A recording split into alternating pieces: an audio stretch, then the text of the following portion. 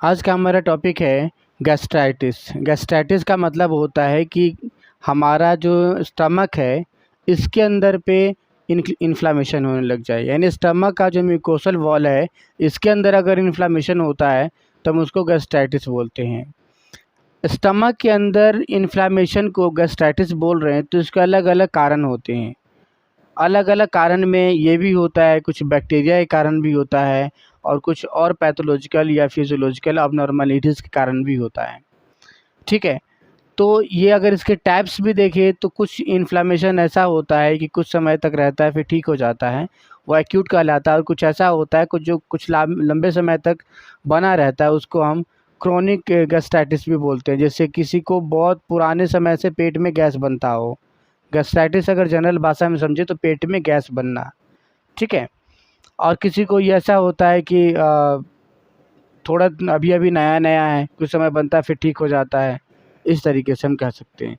तो ये एक्यूट और क्रोनिक दो तरह का होता है। हम इसको समझने से पहले ये समझ लेते हैं कि ये स्टमक के कौन कौन से पार्ट होते हैं। ये हमारा फूड पाइप होता है, इसको हम इसोफेगस बोलते हैं। उसके बाद ये स्टमक शुरू होता है। स्टमक को मेनली 3 रीजन में बांटा गया है। स्टमक का जो ये ऊपर वाला पार्ट है इसको फंडस बोला जाता है, और ये जो बीच वाला पार्ट है इसको बॉडी बोलते हैं, और जो ये नीचे वाला पार्ट बच जाता है उसको हम एंट्रम बोलते हैं। यानी 3 हिस्सों में स्टमक बढ़ जाता है। फिर नीचे स्फिंक्टर शुरू हो जाती है और यहाँ से ड्यूडेनम शुरू हो जाता है। अगर हम गैस्ट्राइटिस को समझें तो गैस्ट्राइटिस क्या है? इन्फ्लामेशन ऑफ गैस्ट्रिक म्यूकोसा, यानी कि जो इसकी म्यूकोसा है, स्टमक की ये वाली जो लेयर है, ये स्टमक है, इसकी जो ये लेयर है इसके अंदर इन्फ्लामेशन आने लग जाए, चाहे इस लेवल पे आए, चाहे इस लेवल पे आए, चाहे इस लेवल पे आए, इस साइड से आ जाए। यानी कि फंडस वाले रीजन में आए, या फिर बॉडी वाले म्यूकोसल रीजन में आए, या फिर एंट्रल वाले रीजन में आए। यानी इसके जो मस्कुलेचर है, इसके म्यूकोसल लेयर है, इसके अंदर इन्फ्लामेशन होने लग जाए तब हम उसको बोलते हैं गैस्ट्राइटिस।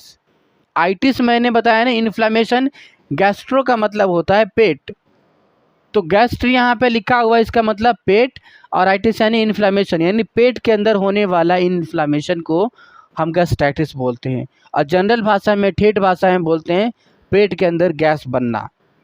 ठीक है, पेट के अंदर किसी भी तरीके की जो परेशानी हो जाए जिसमें गैस वैस बनता हो, वो गैस्ट्राइटिस में काउंट होता है। ठीक है, तो ये गैस्ट्राइटिस का सिंपल सा मतलब ये है कि जो इसके म्यूकोसल लेयर है, चाहे वो फंडस वाला जो पहला वाला पार्ट है, बीच वाला पार्ट जो बॉडी वाला है, या फिर एंट्रल, किसी भी पार्ट का जो म्यूकोसल लेयर है, इसके म्यूकोसल लेयर सूज जाए, इसमें सूजन आ जाए, यानी पेट के अंदर सूजन, इसके अंदर इन्फ्लामेशन आ जाए तो हम इसे गैस्ट्राइटिस बोलेंगे। इसके अलग अलग कॉज है और अलग अलग समय के अनुसार इसको 2 पार्ट में डिवाइड किया गया, एक एक्यूट और एक क्रोनिक। एक्यूट मतलब अभी अभी, और क्रोनिक यानी पुराना। अगर हम इसका कॉज देखें तो इसमें जो गैस्ट्राइटिस होने का जो मेन कॉज में देखा जाता है, स्टेफाइलोकोकल एंडोटॉक्सिन नाम का, स्टेफाइलोकोकल नाम का एक बैक्टीरिया होता है जो एक टॉक्सिन प्रोड्यूस करता है। उस कारण से इसको जो म्यूकोसल लेयर होती है इसमें छेद हो जाता है, या इसके अंदर इन्फ्लामेशन हो जाती है। तो ये एक कारण होता है। दूसरा होता है अल्कोहल। जब हम ज़्यादा अल्कोहल का सेवन करते हैं तो जो इसको म्यूकोसल लेयर होती है बहुत पतली पतली होती है, और इसके ऊपर कोटिंग भी रहती है ताकि वो HCl से बच सके। हाइड्रोक्लोरिक एसिड जो स्टमक के अंदर पैदा होता है उससे बच सके। तो होता क्या है, जब आप अल्कोहल लेते हो तो वो अल्कोहल इसके म्यूकोसल लेयर को धीरे धीरे डैमेज करती है, और म्यूकोसल लेयर इसको डैमेज करके इसको तोड़ देती है, फाड़ देती है और अंदर चला जाता है। जब अंदर चला जाता है तो फिर सूजन आ जाती है, तो उसी को हम इसको इन्फ्लामेशन बोलते हैं। तो एक तो अल्कोहल आ गया। दूसरा है एस्पिरिन। जो भी आप NSAID ग्रुप का ड्रग लेते हैं, NSAID ग्रुप का drug, non steroid anti inflammatory drug, कोई सा भी एंटी इन्फ्लामेटरी ड्रग लेते, दैट मीन्स एस्पिरिन ले लिया, PCM ले लिया, या कोई सा भी ऐसा ड्रग लिया, तो वो आयोनाइज होता है। पहले आप जैसे उसे खाते हो तो आयोनाइज हो जाता है। कुछ ड्रग एसिडिक नेचर का होता है, कुछ ड्रग बेसिक नेचर का होता है, यानी घुलने के बाद कुछ जो आयन में बदलते हैं तो या तो पॉजिटिव आयन में बदलते हैं या कुछ निगेटिव आयन में बदलते हैं। तो एस्पिरिन नाम का जो ड्रग होता है या पीसीएम नाम का जो ड्रग है, जो पैरासीटामोल आप बोलते हो, इसीलिए बोला जाता है कि ज़्यादा पैरासीटामोल नहीं खाना चाहिए। कोई भी ऐसा ड्रग अगर आप लेते हैं जो आयोनाइज होगा, तो आयोनाइज होने के कारण यहाँ तो पॉजिटिव चार्ज है, क्योंकि HCl का मतलब है हाइड्रोक्लोरिक एसिड, और HCl का मतलब, एसिड का मतलब है पॉजिटिव चार्ज होने वाला। अगर उसमें कोई निगेटिव चार्ज वाला जाता है तो निगेटिव चार्ज वाले को तो खींच लेगा नहीं है, तो निगेटिव चार्ज वाला मतलब कि बेस, तो इसको कम कर देगा। लेकिन अगर कोई पॉजिटिव चार्ज वाला गया तो और बढ़ा देता है। तो उस केसेस में क्या हो जाता है, आयन की ट्रैपिंग हो जाती है और आयन ट्रैप होके अंदर घुस जाता है।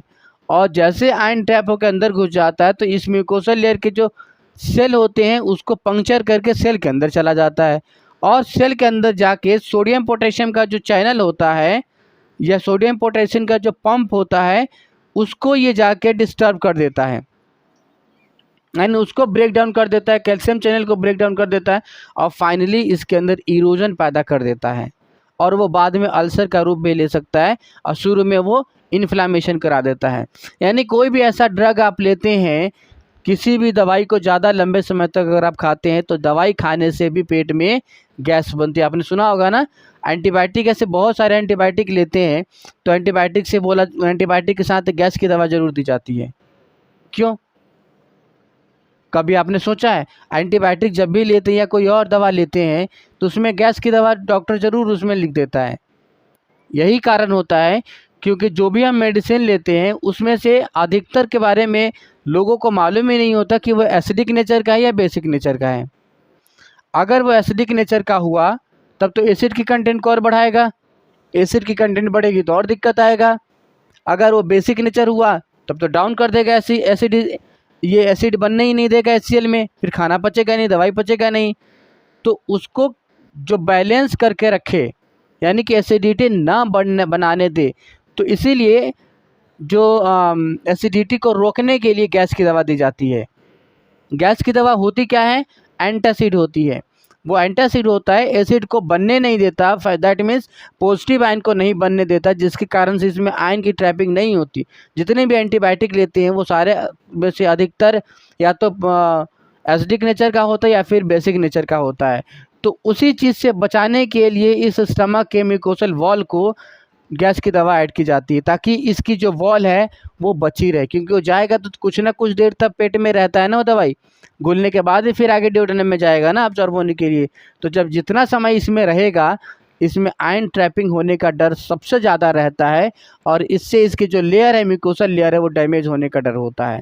ठीक है, तो जो भी एस्पिरिन है वो नुकसान करता है ज़्यादा लेने पे। कैफीन, जो हम चाय पीते हैं उसके अंदर एक ड्रग पाया जाता है या केमिकल पाया जाता है जिसका नाम होता है caffeine.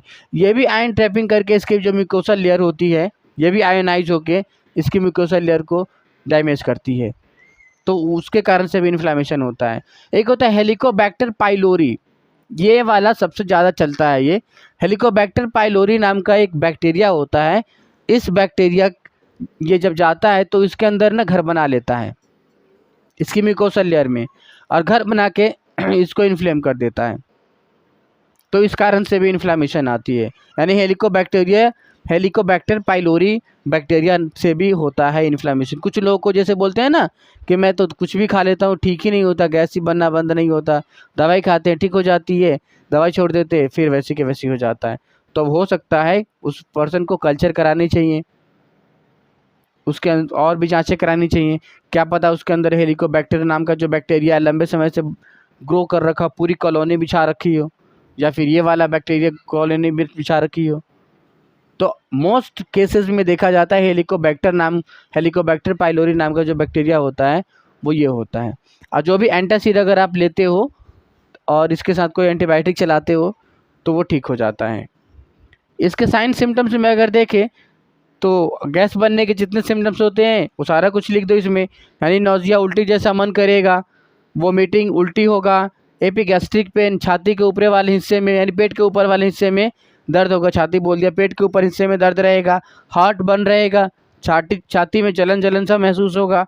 Neutrophil involvement is prominent, ये बहुत एक अच्छी चीज़ इसमें दे रखा है कि जब आप CBC का रिपोर्ट कराएंगे तो आप इसमें देखेंगे जो न्यूट्रोफिल है ना वो सबसे ज़्यादा बढ़ा हुआ आपको देखने को मिलेगा। एक्यूट वाले में, एक्यूट में न्यूट्रोफिल बढ़ जाता है और self limiting with in 7 days, ये खुद ही अपने 1 हफ्ते के अंदर अंदर अपने आप ये ठीक हो जाता है ये। वहीं पे अगर क्रोनिक की बात करोगे तो क्रोनिक के अगर कारण देखोगे तो सारा कारण जो एक्यूट का है वही सारा कारण इसका भी होता है, लेकिन इसमें जो सबसे ज़्यादा जो डोमिनेट करता है वो हेलिकोबैक्टर पाइलोरी इसमें ज़्यादा रहता है। लेकिन अगर यही एक्यूट ही अगर लंबे समय तक अगर परसिस्ट कर जाए तो वही तो क्रोनिक में बदल जाता है, तो कारण तो लगभग दोनों का तो सेम ही रहता है। और दूसरा जैसे एक्यूट इन्फ्लेमेशन, ये साइन सिम्टम्स में देखोगे तो जितने एक्यूट के होते हैं सारा इसका भी रहेगा। इसमें अगर सीबीसी का रिपोर्ट अगर आप देखते हैं और सीबीसी की रिपोर्ट में इसमें एक्यूट वाले में न्यूट्रोफिल का काउंट बढ़ा हुआ आपको मिलेगा, तो इसमें आपको लिम्फोसाइट और प्लाज्मा सेल्स बढ़े हुए मिलेंगे, यानी टी सेल बी सेल आप देखेंगे, टी लिम्फोसाइट बी लिम्फोसाइट्स वो आपके बढ़े हुए मिलेंगे इसमें, इस वाले में, ठीक है। यानी कि इसमें इसका इन्वॉल्वमेंट हो जाता है। वो कैसे, हम जानते हैं कि सबसे पहले एक्यूट इन्फ्लेमेशन कहीं होता तो सबसे पहले क्या आता है, न्यूट्रोफिल और मैक्रोफेज। जब इससे काम नहीं बनता तब आते हैं टी सेल या बी सेल, ठीक है ना, यानी लिम्फोसाइट बाद में आता है। तो जब क्रोनिक होगा तो सिंपल सी बात है लिम्फोसाइट आएगा। किसी भी तरीके का क्रोनिक कोई बीमारी होती है आपको उसमें लिम्फोसाइट्स चाहे टी हो या बी हो वो बढ़ा हुआ मिलेगा। अगर सीबीसी के रिपोर्ट में अगर आपको टी लिम्फोसाइट बी लिम्फोसाइट बढ़ा हुआ मिलता है तो आप ज़्यादा गेस करें कि उसके अंदर क्रोनिक है। अगर उसके अंदर न्यूट्रोफिल ज़्यादा बढ़ा हुआ मिलता है इसका मतलब है कि तुरंत हुआ है ये, ठीक है। अब ये 2 तरह का होता है, अलग अलग रीजन को, यानी कि इसके जो स्टमक के अलग अलग रीजन के म्यूकोसल वॉल को डैमेज करने के कारण अलग अलग इसके टाइप्स बताए गए हैं। तो मेनली 2 तरह का, टाइप ए और टाइप बी है क्रोनिक में। टाइप ए में जो फंडस वाला पार्ट है और बॉडी वाला पार्ट है, फंडस और बॉडी का पार्ट अगर इन्फ्लेम करता है दैट मीन्स ऊपर का और बीच वाला पार्ट, अगर ये वाला इन दोनों में इन्फ्लेमेशन आती है तो टाइप ए क्रोनिक इन्फ्लेमेशन कहलाएगा। और अगर केवल एंट्रल वाला पार्ट जो नीचे वाला पार्ट है इसमें इन्फ्लेमेशन आती है तो ये टाइप बी वाला कहलाएगा। इसमें ये डोमिनेंट रहता है और ए वाले में फंडस वाला और बॉडी वाला पार्ट में डोमिनेंसी देखने को मिलता है। तो गैस्ट्राइटिस यही है।